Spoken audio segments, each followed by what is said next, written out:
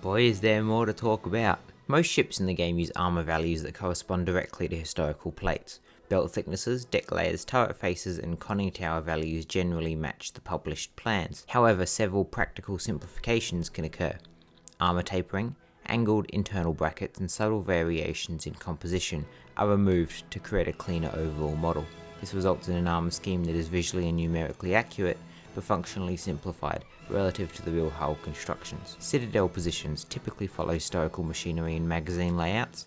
However, the game exaggerates or compresses certain areas to preserve gameplay balance. Some ships have artificially lowered citadels to prevent excessive vulnerability, while others have raised citadels to induce weaknesses for the competitive parity. Penetration in the game is based on a mathematical model that approximates ballistic performance but does not replicate real armor interactions. In-game penetration curves are simplified into consistent thresholds that allow predictable outcomes across many engagements. It produces understandable gameplay but diverges from the inherent variability of naval gunnery. The overmatch system, where larger calibers automatically penetrate thinner armor regardless of the angle, is partially inspired by real principles of plate resistance, but the thresholds are formulaic rather than mechanically authentic. Real armor often resisted overmatch. This was due to the plate hardness, riveted construction of most ships, or angle of impact.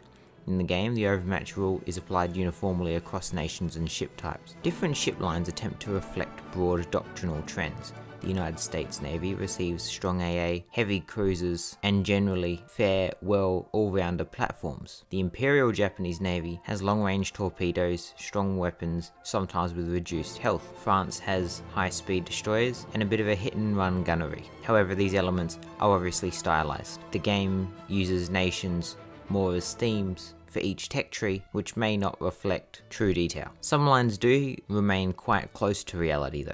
US heavy cruisers behave much like their real-world counterparts in terms of firepower, armor layout, and their general role in an engagement. British light cruisers exhibit historical characteristics like rapid reloads and their lighter armor compared to others at the time. But on the other hand, several Pan-Asian lines, hybrid designs, and late branch destroyers rely heavily on fictional interpretations. They use a mix of borrowed hulls, design studies, and speculative weapon arrangements, resulting in gameplay representations that are only loosely attached to reality. We haven't talked about aircraft that much yet. Weapon models and barrel counts generally correspond to their historical counterparts. Dual-purpose mounts, Bofors, and large caliber AA guns are accurately represented visually. However, the functional behavior diverges from real anti-aircraft warfare. The real engagement envelope depended on fuse types, fire control systems, operator quality, and radar integration. In the game, AA is a continuous damage aura, which simplifies the system drastically. Carrier-based fighter interception and combat air controls were central to real naval aviation. These don't exist in the game. Aircraft instead operate in self-isolated squadrons without persistent air cover or mutual defense. The absence of realistic fighter engagement removes any operational considerations. The historically shaped carrier tactics such as intercept timing, cap rotation, and coordinated escorting. This also coincided with significant changes to carrier gameplay, as wargaming used to have an omniscient camera model that allowed multiple squadrons to be flown at the same time. However, nowadays, flight has been condensed to a similarly third-person shooter style of combat. Most of the carrier models usually reflect the historical deck arrangements and aircraft types, yet the game doesn't enforce historical sortie limits, deck cycle times, fuel constraints, or ammunition logistics. It would be strange if a carrier could just spawn planes out of nothing. Interestingly, torpedo specifications in the game usually do correspond to real values, including warhead mass, fuel type, and top speed. However, performance is adjusted to ensure a balanced gameplay. Longer range torpedoes are sometimes slowed to create counterplay, while certain historically accurate short-range torpedoes received enhancements to remain viable.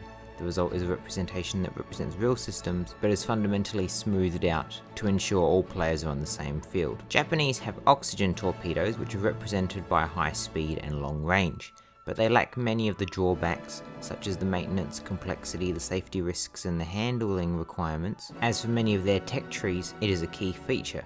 Magnetic detonators, misfires, and premature detonations are also not modelled. Real torpedo reliability varied significantly across nations and time periods, but the game presents a uniformly reliable system with deterministic performance of mechanically identical projectiles. Running depth, depth-keeping failures, and steering stability are not simulated. Real torpedoes frequently wandered, ran too deep, or curved unexpectedly due to design flaws or hydrodynamic factors.